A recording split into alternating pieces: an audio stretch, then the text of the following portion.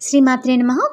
మనము తెలంగాణలో బతుకమ్మ పండుగను ఎంతో ఆనందంగా రంగురంగుల పువ్వులతో మనం కూడా రంగురంగుల చీరలతో అలంకరించుకొని సంతోషంగా పూల అలంకరణలో మనము ఒక భాగమై ఆనందంగా ఆటలాడుతూ పాటలు పాడుతూ ఉంటాము. అయితే ఈ బతుకమ్మ పండుగ ఎలా వచ్చింది అనేది ఈ వీడియోలో తెలుసుకుందాం. ఈ పండుగకి బతుకమ్మ అనే పేరు ఎలా వచ్చింది అంటే, ఇది ప్రాచీన కాలం నాటి చోళుల కథ.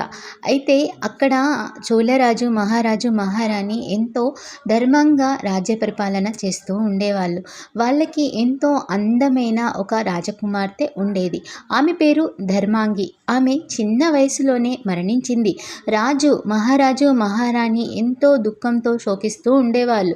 అయితే రాజ్యంలోని ప్రజలు మరియు పూజారులు, వివిధ మహానుభావులు ఎంతో బాధపడి మహారాజు కోసము రాజ్యంలోని ప్రజలు, సన్యాసులు మరియు పూజారులు, యోగీశ్వరులు అందరూ పార్వతీదేవిని, శివపార్వతుల కోసము తపస్సు, హోమాలు, యజ్ఞాలు చేయడం మొదలుపెట్టారు. ఆ తపస్సు ఫలితంగా వారికి సాక్షాత్తు పరమేశ్వరి పార్వతీదేవి సాక్షాత్కరించింది. అది చూసి జనాలు ఎంతో సంతోషపడ్డారు.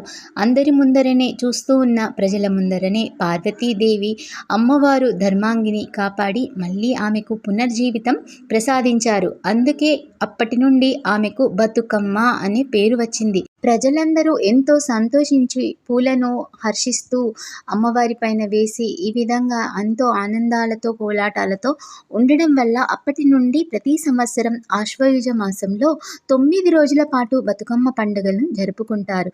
ఈ పండుగలో అమ్మవారి ఆశీస్సులతో పాటు సుఖ సంతోషాలు, ఆయువు ఆరోగ్యాలు కలగాలని అక్కా చెల్లెళ్ళు అంతా ఆనందంగా ఉండాలి అని ప్రార్థిస్తారు.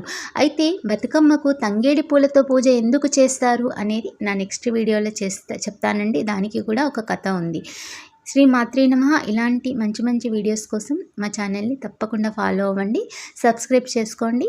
లోకా సమస్త సుఖినో భవంతు. జై శ్రీరామ్. బతుకమ్మ యొక్క 9 రోజుల కథని కూడా నేను ప్రతిరోజు చెప్తూ ఉంటానండి. శ్రీమాత్రే నమః.